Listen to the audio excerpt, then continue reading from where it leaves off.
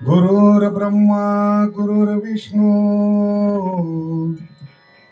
गुरुर्देव महेश्वरा गुरुर्साक्षात् परब्रह्म तस्मै श्री गुरवे नमः। अनन्यश्चिन्तयन्तो माम् ये जना पर्युपासते तेषां नित्यभियुक्तानां योगक्षेमं वहाम्यहम्। अनन्यश्चिन्तयन्तो माम् ये जना पर्युपासते तेषां नित्यभियुक्तानां योगक्षेमं वहाम्यहम्। पै सर्वभावेषु उकिते जे ओपिल्या मज चित्ते जैसा गर्भगोळ उद्यमाते कोणाही नेने तैसा मी वाचुनी काही अनेक गोमटेची नाही मजची नाम पाही जे ठेविले ऐसे अनन्य गतिके चित्ते चिंतित ते माते ते उपासिते तयाचे मीच सेवी। नमामि सद्गुरुं शांतं सच्चिदानंद विग्रहं पूर्ण ब्रह्म परानंदम ईशमानंदी वल्लभम।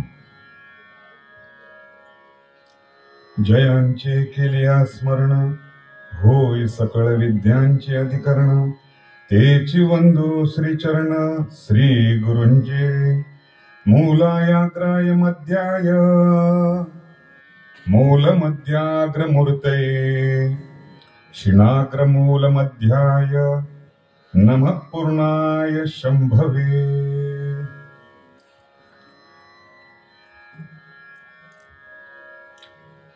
चिंतनासाठी निवडलेला श्लोक आणि निवडलेल्या ओव्या अध्याय क्रमांक 9 राजविद्या राजगुह्य योग नाम 9व्या अध्यायातील हा 22वा श्लोकाचं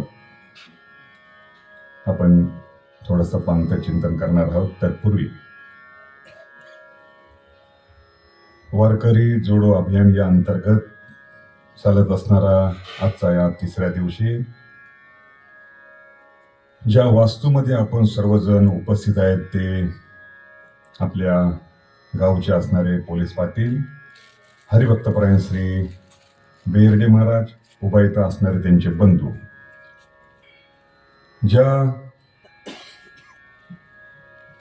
सत्यनारायणच्या पूजेच्या निमित्त तसंच चालत असणारा आपला वारकरी जोडो अभियान या अंतर्गत आजच्या या 3ऱ्या दिवशी आपण सर्वजण या वास्तूमध्ये उपस्थित राहून भगवान परमात्म्याच्या नामचिंतनाच्या सुयोगाने हरिपाठाच्या माध्यमातून कीर्तनाच्या माध्यमातून आपण सर्वजण एकत्र येत आहोत आणि भगवान परमात्म्याचं नामचिंतन करण्यासाठी आपण प्रवृत्त झालेलो आहोत। जो श्लोक चिंतनासाठी निवडलेला आहे तो महाभारतातील भीष्म पर्वामधील असणारा राजविद्या राजगुह्य योग नाम 9वा अध्याय त्या अध्यायांतर्गत असणारा हा 22वा श्लोक आहे। महापुरुषांचं जे असं अलिखित असं वाक्य आहे त्याने असं सांगितलंय की 700 श्लोकापैकी जरी या एका श्लोकाचं जरी चिंतन आपल्याकडनं घडलं तरी 700 श्लोकाचं आपण पारायण किंवा अनुष्ठान केल्याचं फल आपल्याला प्राप्त होतं। जसं 9व्या अध्यायामधील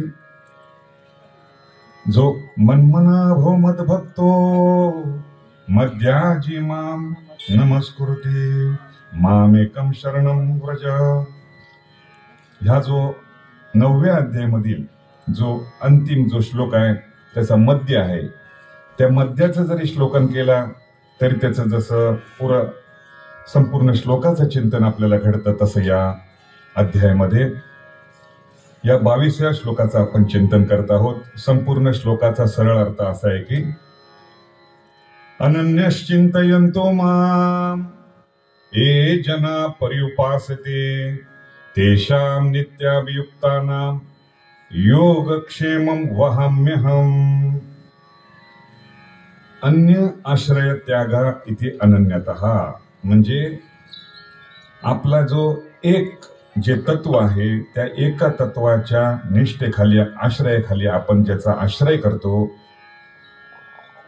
त्याला या ठिकाणी अनन्य असं म्हटलेलं आहे। या श्लोकाचा सरळ अर्थ आहे की जे अनन्य भावाने माझी जे उपासना करतात आणि माझ्या सायुज्य मुक्तीला जे प्राप्त होतात असे असणारे जे कोण भक्त असतील त्यांचा मी योगक्षेमम वाहतो असं भगवान या श्लोकामध्ये म्हणतात। या श्लोकाचं चिंतन करतेवेळी या श्लोकावर अनेक महापुरुषांनी ज्या टीका लिहिलेल्या आहेत त्याच्यापैकी अर्जुन नामक मिश्रा, एक पुरोहित एक ब्राह्मण आहे, त्या ब्राह्मणाने या श्लोकावर चिंतन करतेवेळी स्वामी रामसुखदास जे ऋषिकेशमध्ये जे राहणारे होते, ज्यांचा नित्य गंगा तटावर वास होता, अशा असणाऱ्या महापुरुषांनी या श्लोकाचं चिंतन करतेवेळी सांगितले आहे की जो अनन्य भावाने या श्लोकाचं चिंतन श्रवण मनन निधिध्यासन करतो त्याचा भगवान परमात्मा हा योगक्षेम वाहतो। या अनुषंगाने आपण चिंतन करत आहोत ते असं अर्जुन नामक मिश्रा आहेत, पुरोहित आहेत, ब्राह्मण आहेत। प्रसंग असा घडला आहे की भगवान परमात्म्याच्या बाल रूपाचं ज्यांना साक्षात्कार ज्यांना होत अशा असणारे अर्जुन मिश्रा भगवान परमाचं चिंतन करण्यासाठी त्यांनी आपल्या समोर एक पुरातन काळामध्ये असणारे भुजपत्रावर लेखणीच्या द्वारा आपल्या या वहीमध्ये लिहित होते। त्या लिहित होत्याने असं त्यांना असं आढळलं की भगवान परमात्मा हा भक्तांचा योगक्षेम वाहत नसून काय करतो, भगवान परमात्मा हा भक्ताचं काम करतो, म्हणून त्यांनी त्या ठिकाणी करोमी हे पद टाकलेलं आहे। आता प्रश्न असा निर्माण झाला, भगवान परमात्म्याचं ब्रीद वाक्य आहे की जो माझा अनन्य ज्या मला जो अर्पण करतो, जे फूल म्हणा फळ म्हणा त्याचा मी सर्व काय करतो भार अर्पण करतो। तसं या ठिकाणी अर्जुन मिश्राला असा प्रश्न पडला की भगवान परमात्मा हा भक्ताचं काय करतो, काम करतो, म्हणून त्याने भुजपत्रावर त्या श्लोकावर काट अशी मारली आणि त्या ठिकाणी करोमी हे पद त्यांनी केलं। सकाळच्या अनित्य क्रमाच्या द्वारा अर्जुन मिश्रा हे मधुकरी मागण्यासाठी 5 घरामध्ये भिक्षाटनासाठी गेलेले आहेत। इकडे भगवान परमात्म्याने बाल रूप धारण केलं, आपल्या असणाऱ्या त्या मातेजवळ अर्जुन मिश्राची असणारी जी पत्नी आहे त्या मातेजवळ तिथे आलेले आहेत आणि मातेला असं सांगतायत की आपले जे पितामह आहेत, वडील आहेत, त्यांनी माझ्याकडे हे काही वस्त्र आहे, विविध प्रकारचे असणारे धान्य आहेत, विविध प्रकारचे असणारे नाणी आहेत, हे मला तुमच्यासाठी द्यायला सांगितलेले आहे। भगवान परमात्म्याने त्या मातेला हे सर्व अर्पण केल्याच्या नंतर जेव्हा अर्जुन मिश्रा मधुकरी मागून जेव्हा घरी आल्याच्या नंतर पत्नीने अर्जुन मिश्रांना असं सांगितलं की तुम्ही कोणी जो बालक जो पाठवलेला होता त्या बालक पाठवल्याने हे सर्व हे मला हे त्यांनी समर्पित केलंय। तर अर्जुन मिश्रांना वाटलं की ह्या राहाटी माझी काही न घडे, विविध प्रकारचे ह्या राहाटीमध्ये काही घडत असतात, असा एक प्रसंग घडला असेल। जेव्हा सायंकाळच्या वेळी तुळशी वृंदावनला जेव्हा दीप प्रज्वलित केल्याच्या नंतर पुन्हा आपल्या चिंतनासाठी निमग्नासाठी अर्जुन मिश्रा बसलेले आहेत, त्यांना लक्क असा प्रकाश पडला की भगवान परमात्मा हा जो आपण करोमी हे पद केलेलं आहे त्यामुळे भगवान परमात्मा आपलं हे वहाम्यम म्हणजे भगवान परमात्मा आपली ही जी कामं करतो हे त्यांना काय झालं, त्या ठिकाणी दृढ असा विश्वास झाला आणि त्या ठिकाणी अर्जुन मिश्रांनी त्या भगवान परमात्म्याची काय केली, अनन्यते शरणागती पत्करली। हा एक सांगण्याचा ह्या श्लोकाचं मतीत असं एक भाव प्रकट केलेला आहे। या श्लोकावर चिंतन करतेवेळी या संपूर्ण श्लोकाचा सरळ अर्थ असा आहे की अनन्यश्चिंतयन्तो माम ये जना पर्युपासते तेषां नित्याभियुक्तानां योगक्षेमं वहाम्यहम्। भगवत प्राप्तीसाठी शास्त्रामध्ये 3 उपाय सांगितले आहेत: निष्काम कर्म, निष्काम उपासना आणि सद्गुरूची शरणागती. या तिन्हीचं आपण चिंतन करून ज्या वास्तूमध्ये आपण या ठिकाणी धर्ममंडपामध्ये आपण बसलेलो आहे, ज्या पूजेच्या निमित्ताने आपण हे प्रवचनाचं असणारे प्रयोजन, त्याचाही थोडासा भाग आपल्याला उल्लेख करायचा आहे. सुरुवातीला निष्काम कर्म, निष्काम उपासना आणि सद्गुरूची शरणागती याचा विषय आपल्यासमोर मांडतो.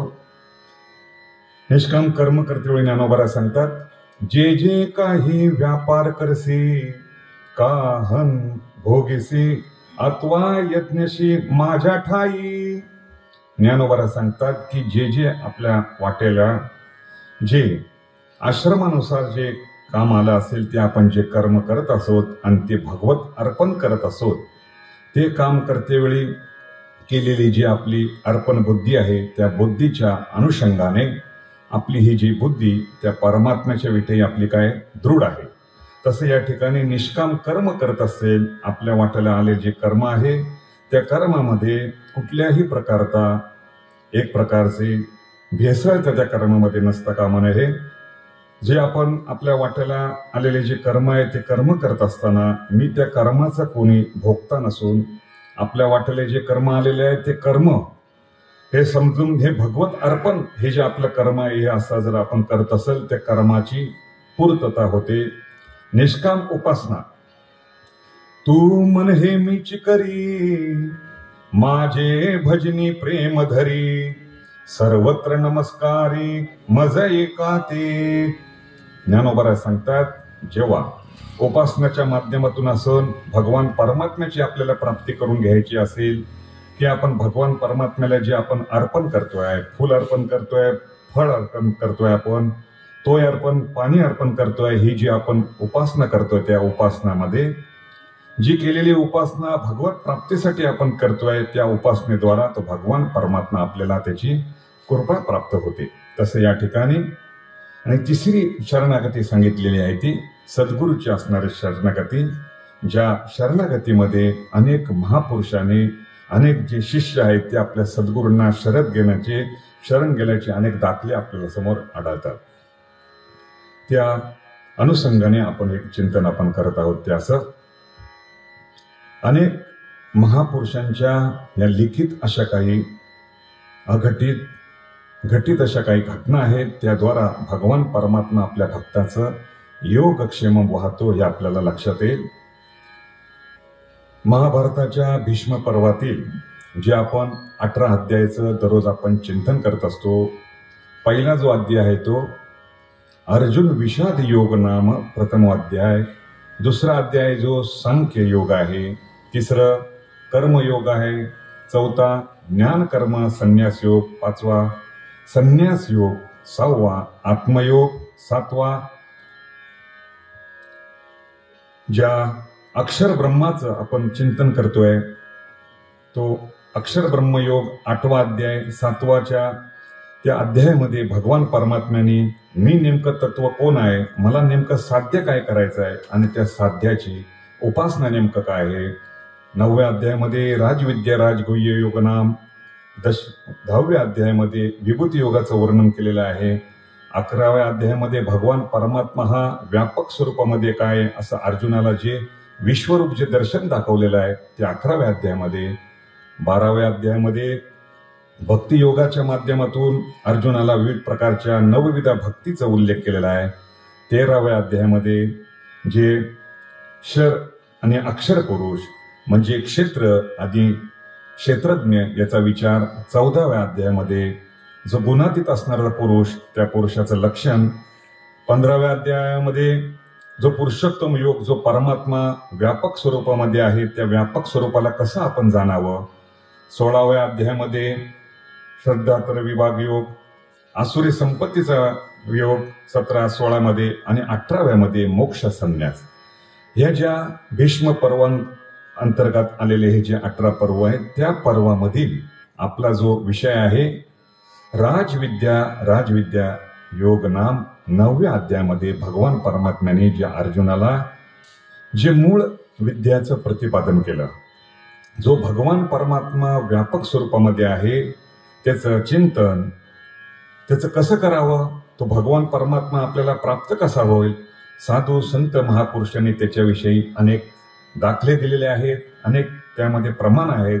भगवान परमात्मा प्राप्त व्हायचा असेल तर साधू संत महापुरुषांनी एक तर तो परमात्मा प्राप्त होतो. काल महाराजांच्या माध्यमातून आपण नाम महात्मा आपण श्रवण केलं. त्या नाम महात्मा जो परमात्मा आहे, एक तत्व नाम दृढ धरी म्हणा, हरिसी करुणा येईल तशी, त्या नामाच्या द्वारे तो भगवान परमात्मा प्राप्त होतो. तसं या ठिकाणी तो भगवान परमात्मा जर प्राप्त व्हायचा असेल तर साधू संत महापुरुषांनी सांगितलं आहे की तो ध्यानाच्या माध्यमातून, नामाच्या माध्यमातून, ज्ञानाच्या माध्यमातून आणि तिघांचा असणारा समन्वयाच्या माध्यमातून तो भगवान परमात्मा आपल्याला प्राप्त होतो आणि भगवान परमात्मा आपलं योगक्षेम आपलं वाहतो ध्यानाच्या माध्यमातून. ज्या सत्यनारायणच्या पूजेच्या निमित्ताने आपण सर्वजण उपस्थित आहोत, ती पूजा अर्चना आपल्याला करायची आहे. ही ज्या शास्त्रामध्ये पूजा अर्चना आहे ती जर मानसिक पूजाच्या द्वारा, आपण या ठिकाणी धर्ममंडपामध्ये बसलेलो आहे, आपण सर्वजण आता सत्यनारायणचं आपण दर्शन करून या ठिकाणी बसलेलो आहे, पण तेच रूप आपल्या हृदयामध्ये भगवान विष्णू स्वरूपाचं रूप ध्यान आपल्या हृदयामध्ये येते की नाही, ही जी तुलनात्मक जो विचार आहे, या विचाराची असणारी पहिली पायरी आहे, त्याला म्हणतात ध्यान. आता उदाहरणार्थ याचं चिंतन करते वेळी नामदेवरायांनी एक अभंग त्याचं प्रतिपादन केलेलं आहे.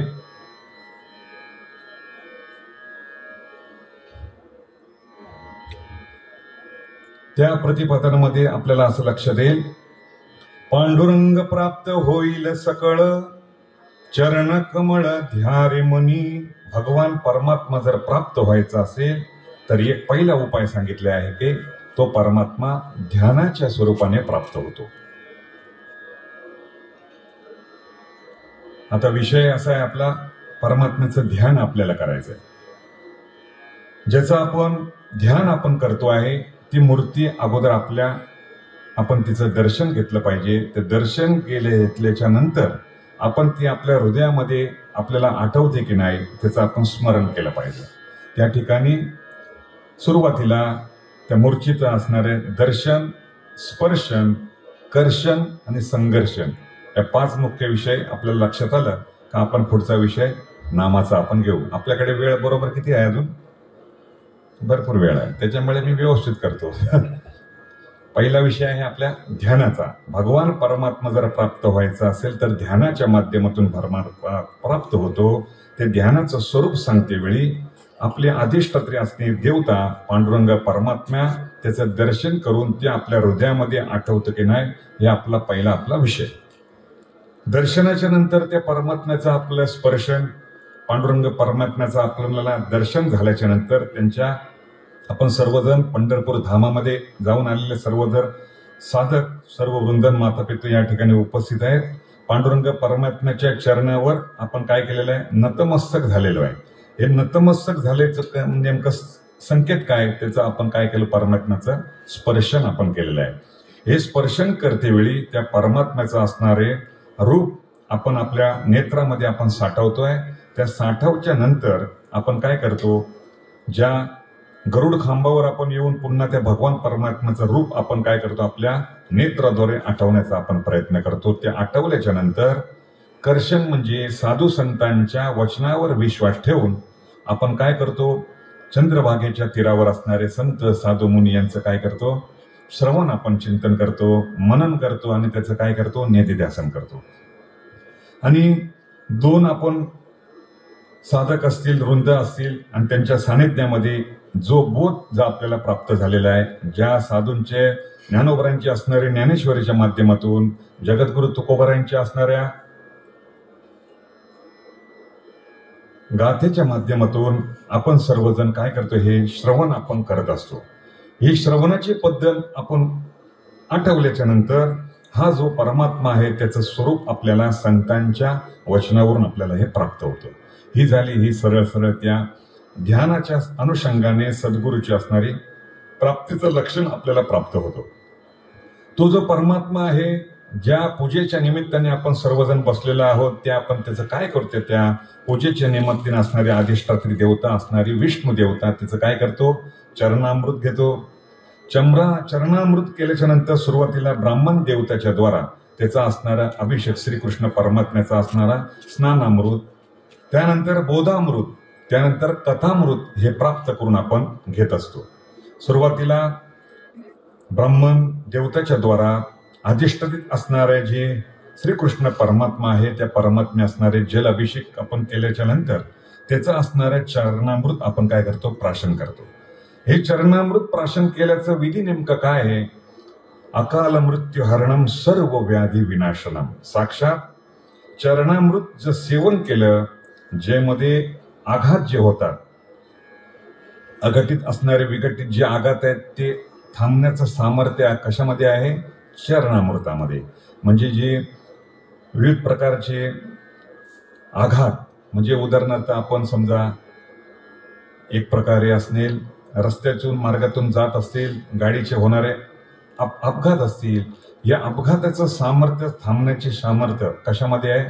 चरणामृतामध्ये. म्हणून रोज आपण जे पूजाच्या विधी आपण भगवान परमात्म्याची, जो आपली इष्ट देवता, आपले सद्गुरू आहेत, त्याचं पूजन केल्याच्या नंतर ते तीर्थामृत हे आपण जर प्राशन केलं, तर आपल्याला काही कालापर्यंत हे थांबण्याचं सामर्थ्य महापुरुषाने ज्यानं लिखित केलंय त्याचं वर्णन केलं. चरणामृताचं प्राशन केल्याच्या नंतर, स्नानामृताचं प्राशन केल्याच्या नंतर आपण तीर्थामृत प्राशन करतो. हे आपण आता मगाशी आपण तीर्थ प्राशन करून आपण जठरामध्ये, अग्नीमध्ये धारण केलं. ही जी विधी आहे, या विधीच्या द्वारा काय करतात? हे आपले चित्त जे आहे, चित्त म्हणजे चंचल असणारे जे चित्त आहे, त्या चित्ताला शांत करण्याचं सामर्थ्य या कशामध्ये आहे? तीर्थामृतामध्ये आहे. म्हणून ते आपण धारण करतो. आता तीर्थामृत धारण केल्याच्या नंतर कथामृत, या कथेच्या माध्यमातून त्या भगवान परमात्म्याच्या स्वरूपाचं, त्या भगवान परमात्म्याच्या नामाचं आणि त्या भगवान परमात्म्याच्या असणाऱ्या बोधाचं आपण श्रवण करतो.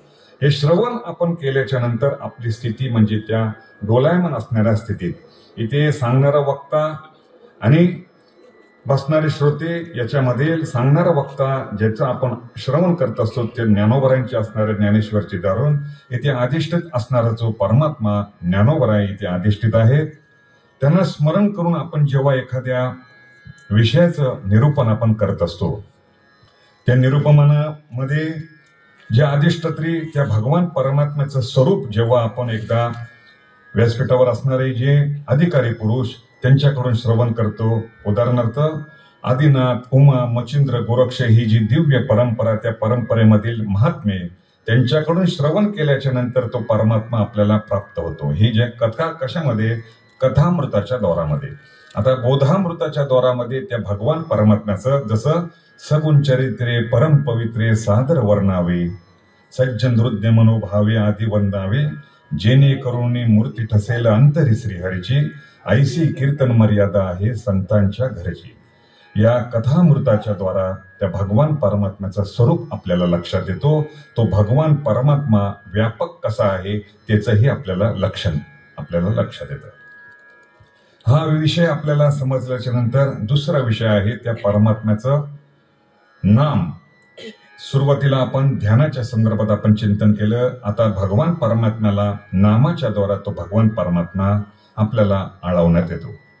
त्या परमात्म्याचं नाम तुम्ही कसंही घ्या, तर परमात्मा आपल्याला उद्धार करतो. उदाहरणार्थ राम हरी, रामकृष्ण हरी, रामकृष्ण हरी विठ्ठल केशवा, रामकृष्ण हरी गोविंद, माधव, अच्युत, ही जी 24 नाव आहेत, या 24 नावापैकी किंवा आपल्याला जो आवडेल असणाऱ्या त्या परमात्म्याचं नाम आपण आपल्या त्या सतत आपल्या वैखरी वाणीच्या द्वारा त्या परमात्म्याचं नाम आपण घेत असेल, तो परमात्मा काय होतो? संतुष्ट होतो.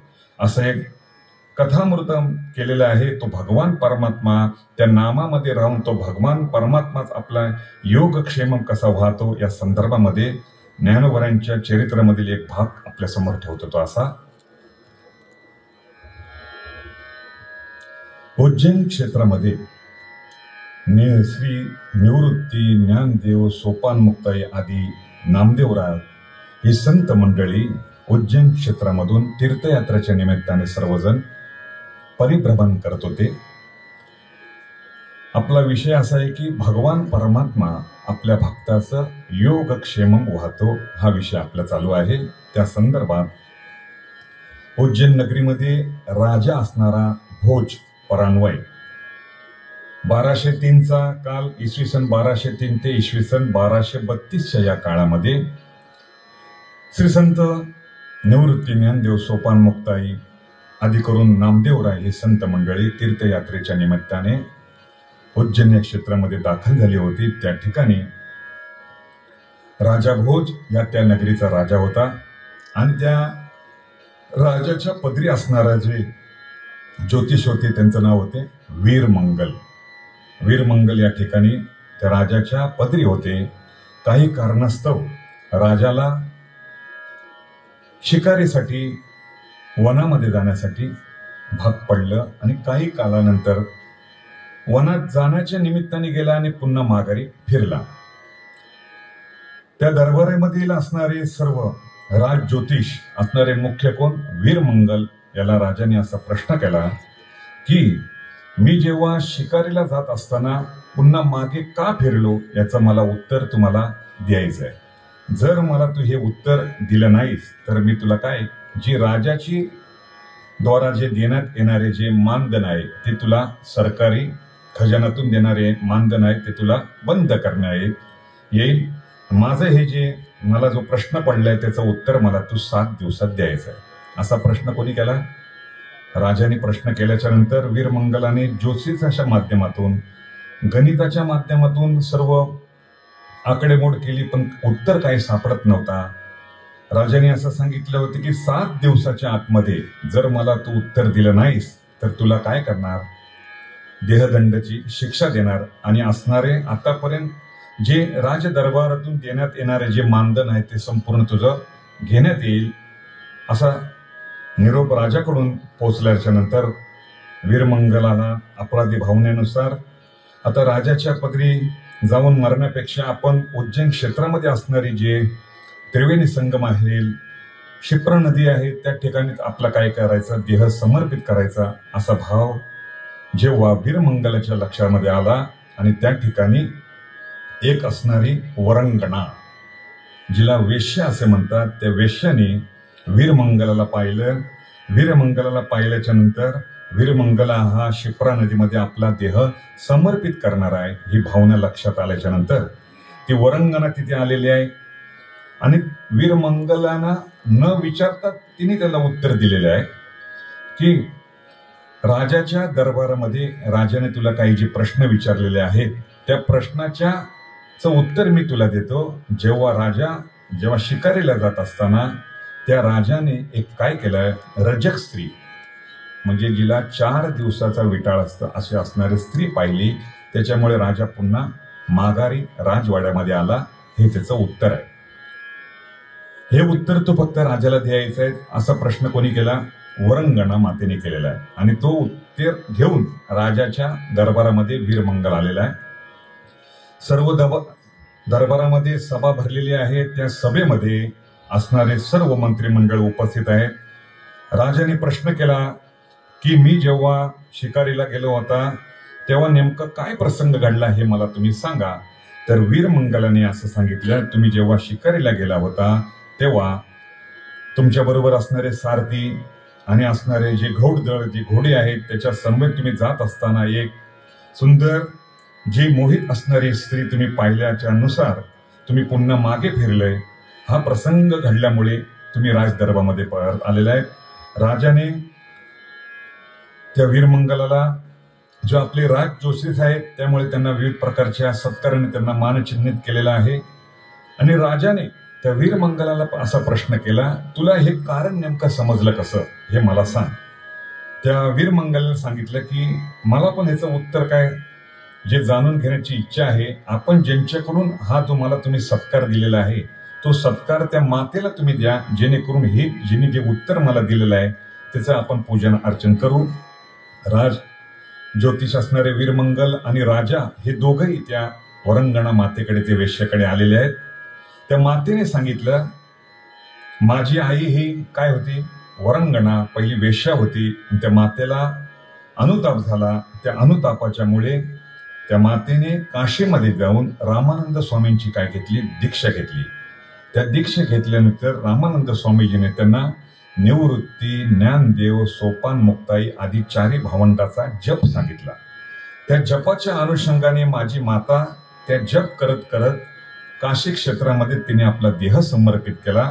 त्या मातेबरोबर मी जेव्हा तिथे उपस्थित होते, तो ही बोध मंत्र मी माझ्या मनावर ठासून घेतला आणि निवृत्ती, ज्ञानदेव, सोपान मुक्ताई असा अखंड जप मी वयाच्या 6व्या वर्षापासून वयाच्या 60व्या वर्षापर्यंत मी हा जो जप केल्यामुळे मला त्या सद्गुरूंच्या कृपा आशीर्वादाने संपूर्ण असणारं, जे त्रिकाल असणारं ज्ञान मला प्राप्त झालं. हे कोणच्यामुळे?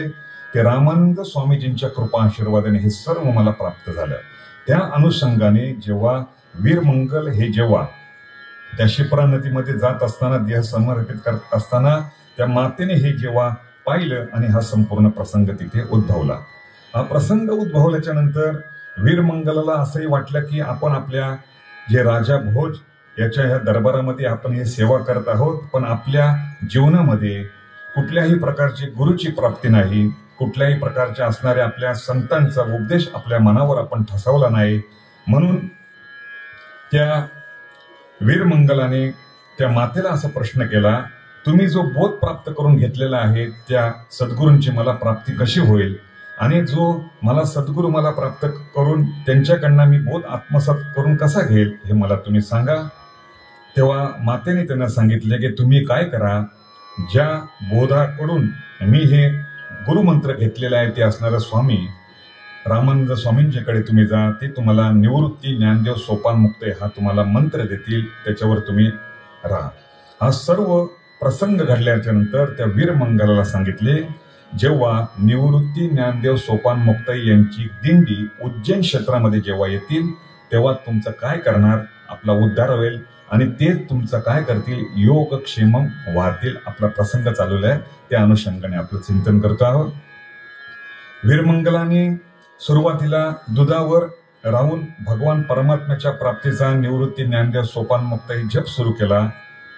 काही कालाच्या नंतर तीही दुधाचं असणाऱ्या जलधारणा तीही तिने त्याग केलेला आहे. पाण्याच्या वर राहून फक्त काही काळ त्या भगवान परमात्म्याच्या नाम जपावर राहून आपला आता देह विकल्प आता पडणार आहे. त्या अनुषंगाने त्यांना असं समजण्यात आलं की आपल्या उज्जैन क्षेत्रामध्ये ही 4 भावंड आणि नामदेवराय हे आलेले आहेत. हे पाहिल्याच्या नंतर त्या वीरमंगलाने त्यांच्या चरणी काय केलं, आपलं नतमस्तक केलं आणि त्यांना सांगितलं की तुम्हीच माझा काय करा, उद्धार करा, तुम्हीच माझा सर्वस्व आहात, तुम्हीच माझा योगक्षेम वाहणारे आहेत. तेव्हा ज्ञानोबारायने त्यांना सांगितलं की तुम्हाला पुन्हा मी आयुष्य देतो आणि तुम्हाला काय करतो, तुमच्या जे या राजाच्या दरबारामध्ये तुम्ही जे सेवा करायत ते तुम्ही अखंड चालू ठेवा. पण वीरमंगलाने असा प्रश्न केला की साक्षात भगवान विष्णूचे अवतार, भगवान शिवाचे अवतार, भगवान ब्रह्मदेवाचे अवतार आणि आदिशक्ती मुक्ताईचे अवतार आणि नामाची असणारी धारणा असणारे नामदेवराय हे साक्षात तुम्ही मला प्राप्त झाल्याच्या नंतर आता हा मी माझा असणारा देह तुमच्या चरणी मी समर्पित करत आहे. हे जेव्हा ज्ञानोबारायांना कळून आले आणि वीरमंगलाने तो देह काय केला, त्यांच्या चरणी समर्पित केला. ही जी समर्पिताची भावना आहे तो भगवान परमात्मा आपल्याला योग शक्ती तसा वाहतो. तसं या ठिकाणी आपला विषय असा चालू आहे की ज्याची आपण भक्ती करत आहोत, जे आपले सद्गुरू, आपले इष्ट देवता आहेत, आपले निवृत्ती, ज्ञानदेव, सोपान मुक्ताई या अनुषंगाने आजच्या या 4 दिवसानंतर ज्यांची समाधी काळ उत्सव आहे, जे असणारे श्री संत सोपान काका महाराजांच्या आता येणारी 26 तारखेला एकादशी, द्वादशी आणि त्रयोदशीचा जो पर्वाचा काळ आहे, साक्षात सोपान काकांच्या या उत्सवाचा पंढरीचा पोहा आला अलंकापुरेवरी हे सर्व साधू संत मंडळी जेव्हा ज्ञानोबारायांना समाधी दिल्याच्या नंतर हे सर्व संत समुदाय ह्या सोपान काकाच्या या समाधीला हे सर्व देवता हे सर्व उपस्थित होणार आहेत. त्या अनुषंगानेही आपलं हे चिंतन आहे की संतांच्या समवेत संतांचे संगती मनोमार्गगती अकळावा श्रीपती येणे. पण ते संतांच्या संगतीमध्ये जर आपला परमार्थ आपला करत असेल तर त्या संतांनाही त्याची आपल्या विषयी आवड निर्माण होते. भगवान परमात्म्याची संतांची जर कृपा प्राप्त व्हायचं असेल तर 5 गोष्टीचा अनुग्रह प्राप्त व्हाया असं साधू महात्मा सांगतात की देशोत्यागो महान व्याधी विरोधो बंधुभिस्सह धनहानी अपमानश्च मद अनुग्रह लक्षणा. संतांची साधू संतांची देवाची कृपा जर प्राप्त व्हायचं असेल तर 5 गोष्टीची आवश्यकता आहे. सुरुवातीला धावते आपल्याला विषय आपल्यासमोर मांडतो आणि ज्या पोवायच्या संदर्भात श्लोकाच्या संदर्भात थोडंसं आपण चिंतन करतो. असं भगवान परमात्म्याच्या प्राप्तीसाठी ज्या संत साधू महंतांनी ज्यांनी आपली संपूर्ण काया वाचा मनाने शरणागती पत्कारलेली आहेत आणि आपले इष्टदैवत हे आपले सद्गुरू आपला भगवान परमात्मा पांडुरंग परमात्मा हेच आहेत हे ज्यांनी जाणून त्यांची शरणागती केलेली आहे तर त्याला परमात्मा प्राप्त होतो. तसं या ठिकाणी पै सर्व भावेसी ओकिते जे ओपलिया मज चित्ते जैसा गर्व गळोद्यमाते कोणाही नेने. ज्ञानोबरा या ठिकाणी दृष्टांत देतात की भगवान परमात्मा आपल्या भक्ताचा जसा योगक्षेम वाहतो तसे या ठिकाणी जे सर्व प्रकारच्या वृत्तीने जे मला अर्पण होतात. आणि इथे दृष्टांत दिलाय एका मातेचा असं दृष्टांत दिलाय की ज्याप्रमाणे माता आहे त्या मातेने आपल्या गर्भामध्ये असणारे जे बालक आहेत त्याचं संगोपन वाढवलेलं आहे. त्याचा सर्वस्व भार कोणावर असतो? ज्याप्रमाणे त्या मातेवर असतो. त्या ठिकाणी आपल्या ह्या सर्वांचं योगक्षेम वाहणारे कोण आहेत? आपलं भगवान परमात्मा आपले सद्गुरू आहेत. तसं या ठिकाणी कुठलाही व्यवहार ज्याप्रमाणे गर्भातील असणारे बालक जाणत नाही आणि ते सर्व व्यवहार जशी जशी माता करते तसं या ठिकाणी जैसा गर्भगोळोद्यमा ते कोणाही नेने. त्या गर्भाला कुठलाही व्यवहार जाणत नसेल. सर्व व्यवहार ज्याप्रमाणे माता करते तसं आपल्या भक्ताचं निवारण करण्याचं सामर्थ्य कोणामध्ये आहे? तसं त्या परमात्म्यामध्ये आहे. दुसऱ्या या ठिकाणी ओवी ज्ञानोबराय खर्ची करतात. तैसा मी वाचुनी काही अनेक गोमटेची नाही मजची नाम पाही जिनिया ठेविले. ज्याप्रमाणे या चराचर सृष्टीमध्ये वास करणारी अधिष्ठात्री देवता भगवान परमात्मा आहेत. त्या भगवान परमात्म्याला जाणूनच जो व्यवहार करतो आणि त्या व्यवहारामधील कुठल्याही प्रकारच्या व्यवहाराचा कर्तेपणा जो घेत नाही आणि ते कर्तेपणा ज्याप्रमाणे कोणाला देतो त्या कर्तेपणाचे असणारे मुख्य असणारे अधिष्ठात्री तसं त्याला देतो. त्याप्रमाणे या ठिकाणी ज्ञानोबराय दृष्टांत देतात की ज्यांनी आपले सर्वस्व अर्पण माझ्यासाठी केलेले आहे आणि ते अर्पण करते वेळी मी तूपणा हा दुजेपणा न राखता तो परमात्माच आपला सर्वस्व आहे हे ज्याने जाणलेलं आहे तोच आपला सर्व परमात्म्याचा योगक्षेम वाहतो. या संपूर्ण श्लोकाचा सरळ भाव असा आहे की अनन्यः अन्य आश्रय त्यागो इथे अनन्यः अन्याचा आश्रय त्यागायचा आणि एक असणारा परमात्मा. ज्याप्रमाणे पतिवता स्त्री जशी आपले पती हाच एक ग्राह्य आहे हाच एक शरणागतीला योग्य आहे तसं या ठिकाणी आपले परमात्मा हाच एक योग्य आहे. माम ए जना पर्युपासे हे सर्व जन हे जन म्हणजे हे सर्व लोक मला ज्याप्रमाणे उपासना करतात त्याप्रमाणे मी त्याचं योगक्षेम वाहतो. इथे दृष्टांत दिला आहे की तैलवत धारेप्रमाणे दिवा लावलेला आहे तो जसा तैलवत म्हणजे अखंड जसा दिवा हा चालू राहतो तसा या ठिकाणी भगवान परमात्म्याचं जे अनन्य भावाने जे नित्य चिंतन करतात नामस्मरण करतात तोच मी काय करतो त्यांचा योगक्षेम वाहतो. इथे भगवान परमात्म्याचा योगक्षेम कोणत्या विषयी आहे? जे माझा अनन्य भक्त करतात चिंतन त्यांच्या विषयी आहे.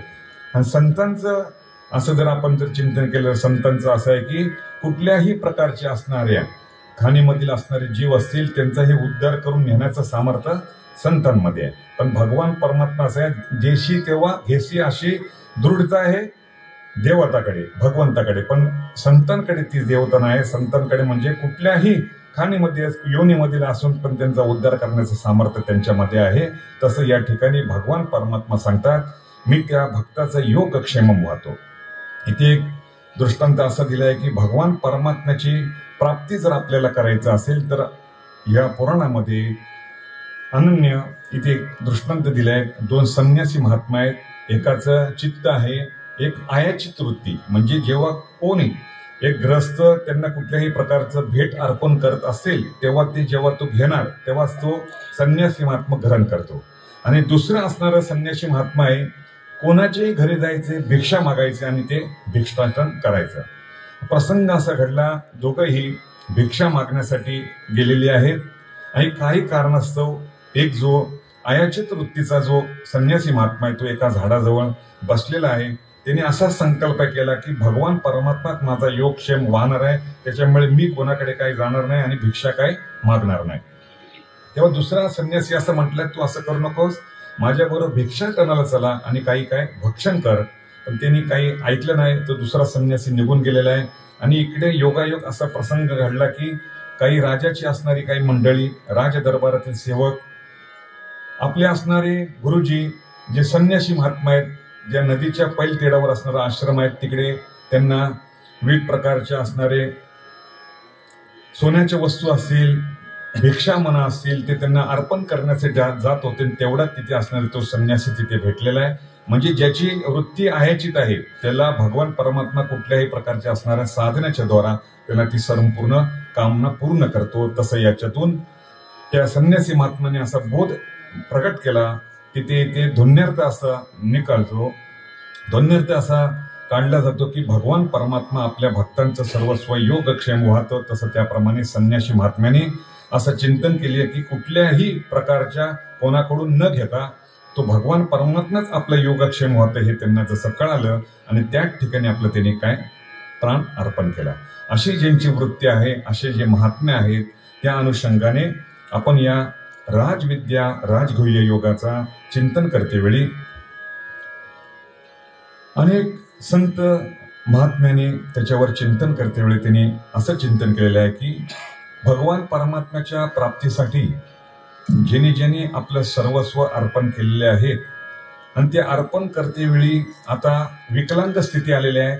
आता शेवटच्या काळामध्ये त्या भगवान परमात्म्याचं आपण नामस्मरण केलेलं आहे, पण तो भगवान परमात्मा आपल्याला आपल्या धामापर्यंत नेऊन जाईल की नाही अशी ज्यांना शंका येत असेल त्या संदर्भामध्ये एक कथानक स्वामी रामसुंतासांनी त्यांच्या असणाऱ्या चरित्रामध्ये असं केलेला आहे उल्लेख की जेव्हा वयाची 70, 80, 90 वर्ष आपण जेव्हा पालट करतो आणि विकलांग स्थितीमध्ये येतो तेव्हा भगवान परमात्मा आपला योगक्षेम वाहतो की नाही असं कोणाला जर शंका येत असेल त्या संदर्भात त्यांनी असं चिंतन केलेलं आहे की जर अनन्य भक्तिभावाने आपण त्या भगवान परमात्म्याची तुलसी अर्चनाच्या माध्यमातून, ज्या शास्त्रामध्ये काल आपण तुलसीचा महिमा महाराजांच्या मुखांतून ऐकला त्याचप्रमाणे आपण तुलसीच्या माध्यमातून जी आपली इष्ट देवता आहे त्याला आपण तुलसी अर्पण करतो. या ठिकाणी इथे जी पूजा झालेली आहे त्या श्री विष्णूला विष्णू सहस्रनामाच्या द्वारा जी 1000 आवर्तन करून ती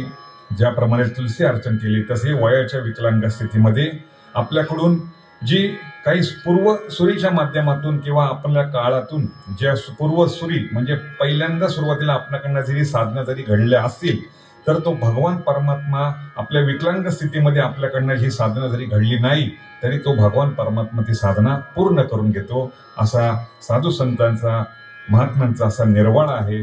तसं आपण विकलांग स्थितीमध्ये आपली जरी स्थिती झाली तरी त्या स्थितीमध्ये त्या परमात्म्याचं नाम जप करत करत करत जरी विकलांग स्थिती झाली तर तो परमात्मा शेवटच्या काळामध्ये स्वतः तो आपल्या त्या भक्ताचं योगक्षेम वाहतो. अशी अनेक दृष्टांत आपल्या देखील आहेत. ऋषिकेशमधील एक प्रसंग आपल्यासमोर ठेवतो. अखंडानंद स्वामी नावाची एक वृंदावनचे महात्मे आहेत. ते ऋषिकेशमध्ये जेव्हा कैलास पीठाधीश्वरच्या शेजारी तिचे असणारे सेसम झाडी आहे त्या झाडीमध्ये त्यांचं प्रवचन चालू असल्यामुळे त्यांच्या समोर एक महात्म्याने त्यांना प्रश्न असा विचारले की माझी आता वयाच्या 80 ते 90 या वर्षी विकलांग स्थिती आहे. मी त्या भगवान परमात्म्याच्या नामचिंतन करत करत करत आता मी देह समर्पित करणार आहे, पण अशा काळामध्ये माझा भगवान परमात्मा उद्धार करेल की नाही असा जेव्हा त्यांना प्रश्न केला तेव्हा वृंदावनचे असणारे स्वामी आणि ऋषिकेशमध्ये असे सिसम झाडीमध्ये आलेले ते अखंडानंद स्वामीजींनी त्याने असा प्रश्न केला. त्याने त्याला उत्तर देते वेळी त्याने असं सांगितले, जेव्हा आपण आपल्या भगवान परमात्म्याची अनन्य जेव्हा आपण सेवा करतो, जेव्हा सेवा करत असताना ही सेवा करत असताना भज्य आणि भज्जक हा जो भाव आहे, म्हणजे परमात्मा आणि मी असणारा भक्त असा जो भाव हा दुजा भाव न ठेवता भगवान परमात्माने मी हे ऐक्य रूप आहे हे ज्याला पटलेलं आहे, त्यामुळे तो त्याचा परमात्मा जसा योगक्षेम जसा वाहतो तसं अखंडानंद स्वामीजीने त्यांना असं सांगितलं की जो परमात्मा व्यापक रूपाने सर्व चराचर भरलेला आहे आणि त्या व्यापक रूपाचं प्रतीक म्हणून काय ही जी बालमूर्ती भगवान परमात्म्याची आहे, त्यांना तू अनन्य भावाने विविध प्रकारच्या उपचाराच्या माध्यमातून सेवेच्या माध्यमातून त्याच्या पुढेच असणारे आपले म्हणणं जेव्हा आपण प्रकट करतो तेव्हा तीच मूर्ती जेव्हा बोलायला लागते आणि त्याच मूर्तीचा जेव्हा आशीर्वाद आपल्याला प्राप्त होतो तेव्हा सर्वच आपलं जे कार्य असतं ते पार होतं. तसं जेव्हा त्या संन्यासी महात्म्यांना अखंडानंद स्वामीजीने जेव्हा सांगितलं, आपण ज्या ची सेवा करत आहे ते इष्टदेव ज्या श्रीकृष्ण परमात्मा आहे त्या परमात्म्याला अनन्य भावात त्यांना सेवा समर्पित करायची आणि तो शेवटी आपला योगक्षेम वाहतो हे आपल्याला त्या माध्यमातून कळतं. तसं या संपूर्ण या श्लोकाचा भाव आपल्या समोर ठेवतो तो असं, अनन्यश्चिंतयन्तो माम ये जना पर्युपासते तेषां नित्याभियुक्तानां योगक्षेमं वहाम्यहम्. ही जी वहाम्यहम योगक्षेमम ही जी विशेषण या ठिकाणी दिलेली आहेत ते विशेषण भगवान परमात्मा भक्ताच्या संदर्भात विशेषण दिले आहेत की दृढता निश्चयतापूर्वक भगवान परमात्मा हा आपल्या भक्ताचा योगक्षेमन वाहतो, त्याच्याविषयी आपली दृढता म्हणजे धारणा असावी हा एक त्याच्यामधील भाव. आणि या संपूर्ण श्लोकाचा एकदम मतितार्थ असा आहे की अनन्य भावाने आपण त्या परमात्म्याला जर शरण गेला तो भगवान परमात्मा आपली योगक्षेम वाहतो.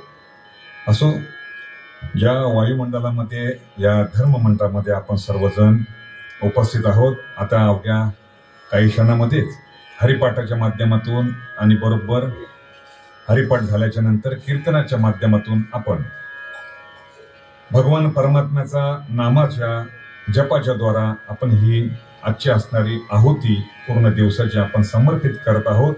ही आहुती समर्पित करतेवेळी आपल्या सर्वांचा एक भाव असला पाहिजे की आपण त्यामधील त्या परमात्म्याची अनन्य अशी निष्ठेच्या द्वारा त्यांची आपण सेवा करत आहोत आणि ती सेवा आपल्याकडनं सद्गुरू परमात्मा आपल्याकडनं करून घेऊ म्हणून त्यांच्याकडनं आपण प्रार्थना करावं. हरये नमः, विष्णवे नमः.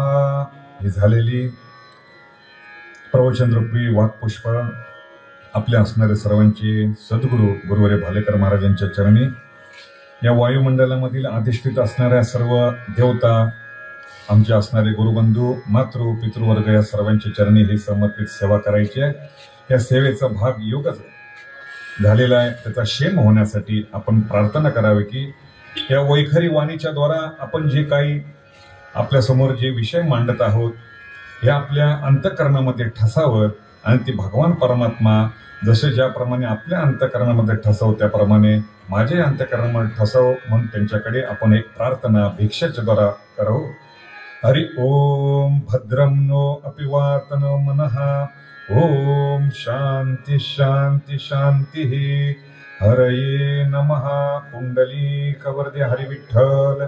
श्री ज्ञानदेव तुकाराम माऊली ज्ञानेश्वर महाराज की जय.